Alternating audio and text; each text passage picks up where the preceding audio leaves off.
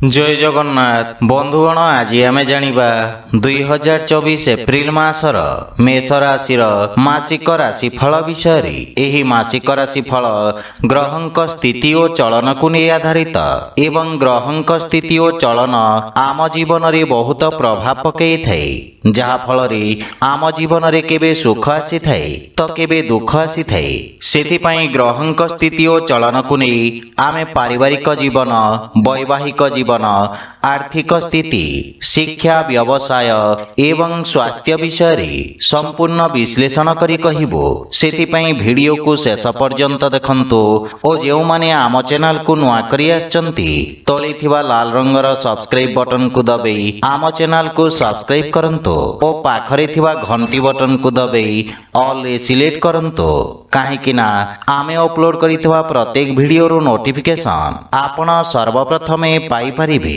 बंधुगण मेष राशि व्यक्ति 2024 एप्रिल मासटी शुभ अशुभ दुई प्रकार परिणाम प्रदान करिबा। आपणक आमदानी वृद्धि हेबा सहित खर्च रे मध्य वृद्धि घटिबा। क्यारियर तथा कार्यक्षेत्र दृष्टि मासटी अनुकूल रहिबा। दशम भावर स्वामी शनि एकादश भाव रे विराजित रही आपण को निज कार्यक्षेत्र रे मजबूत स्थिति प्रदान करिवे। आपण मन लगे परिश्रम करिवे एवं परिश्रमर सकारात्मक परिणाम प्राप्ति हेब। चाकरी क्षेत्र रे मध्य आपणक स्थिति सुदृढ़ हेबाकु लागिबा। षष्ठ भावर स्वामी बुध मासर प्रथमार्ध रे आपणक लग्न भाव रे विराजित रहिबे एवं पुनः 9 एप्रिल को बक्री होई मीन राशि तथा द्वादश भाव को गोचर करिवे जहा फल रे किछि विरोधी और गुप्त शत्रु आपन को हैरान करिवे किंतु आपन निज परिश्रम द्वारा समस्त कार्य रे सफलता प्राप्त करिवे। व्यवसाय क्षेत्र जड़ित व्यक्ति को विदेशी संपर्क रु लाभ प्राप्ति हेब एवं नुआ नुआ व्यावसायिक स्रोतर मार्ग प्रशस्त हेब। सेहीपरि आर्थिक स्थिति दृष्टि मासटी मध्यम धरणर फल प्रदान करिब। एकादश भाव तथा लाभ भाव रे शनि और मंगल विराजित रही आपणक लाभर स्थिति को मजबूत करने सहित आयर मार्ग खोजिबे। नाना प्रकार माध्यम धन आगमन जोग रही। देवगुरु बृहस्पति और बुध ग्रहंक सकारात्मक प्रभाव कारण आर्थिक स्थिति आहरी मजबूत हेबाकु लागिब किंतु अन्य पक्षरे सूर्य राहु और शुक्र द्वादश भाव रे विराजित रही आपणक अप्रत्याशित खर्च रे वृद्धि करिवे जहा फल रे मासर द्वितीयार्ध रे आर्थिक स्थिति सामान्य दुर्बल रहिबा। सेथिपई अनावश्यक खर्च रे नियंत्रण बजाय रखंतु। पूर्वरु करा जाइथिबा शेयर मार्केट आदि निवेश लाभदायक सिद्ध हेब। प्रेम और वैवाहिक जीवन दृष्टि मासटी सामान्य दुर्बल रहिबा।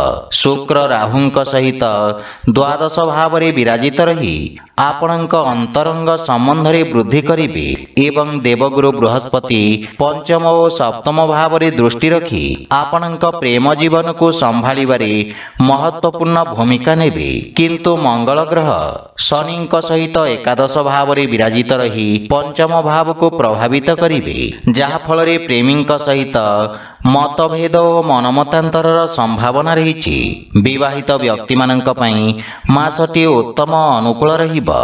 बुध और बृहस्पति सप्तम भाव रे पूर्ण दृष्टि रखी आपणक वैवाहिक जीवन को रक्षा करिवे। जीवन साथींक सहित उत्तम सामंजस्य स्थापित हेब एवं प्रेम संबंध वृद्धि पाइब। सेहीपरि पारिवारिक जीवन दृष्टि मासटी सामान्य रहिबा। मंगल एकादश भाव रे विराजित रही द्वितीय भाव को दृष्टि रखिबे जहा फल रे परिवार सदस्यंक मध्य रे किछि कठोरता वृद्धि पाइब। अवश्य द्वितीय भावर स्वामी शुक्र मासर प्रारंभ रे द्वादश भाव रे राहु और सूर्यंक सहित पीड़ित अवस्था रे विराजित रहिबे किंतु 24 एप्रिल को आपणक लग्न भाव को गोचर करिवे जहा फल रे परिवार सदस्यंक मध्य रे सहयोगर मनोभाव वृद्धि पाइब। आर्थिक मानसिक और शारीरिक सबु पक्षरु आपणको सहयोग प्राप्ति हेब। सेहीपरि स्वास्थ्य दृष्टि मासटी सामान्य दुर्बल रहिब। राशि स्वामी मंगल शनिंक सहित एकादश भाव रे विराजित अछंती जहा फल रे शारीरिक स्थिति दुर्बल रहिब। सेथिपई स्वास्थ्य अवस्थार विषय ध्यान रखंतु। ଆପଣଙ୍କ ପାଇଁ ପ୍ରତିକାର ହେଲା ଆପଣ ପ୍ରତ୍ୟହ ହନୁମାନଙ୍କ ପୂଜାର୍ଚ୍ଚନା କରି ବଜରଙ୍ଗ ବାଣ ପାଠ କରନ୍ତୁ, ଶୁଭଫଳ ପାଇବେ। ତ ବନ୍ଧୁଗଣ, ଏହା ଥିଲା 2024 ଏପ୍ରିଲ ମାସର ମେଷ ରାଶିର ମାସିକ ରାଶିଫଳ ବିଷୟରେ। ଯଦି ଭିଡ଼ିଓଟି ଆପଣମାନଙ୍କୁ ଭଲ ଲାଗିଥାଏ ଲାଇକ୍ ସେୟାର ଓ କମେଣ୍ଟ କରି ଜଣାନ୍ତୁ ଏବଂ ଆମ ଚ୍ୟାନେଲକୁ ସବସ୍କ୍ରାଇବ୍ କରନ୍ତୁ। ଜୟ ଜଗନ୍ନାଥ।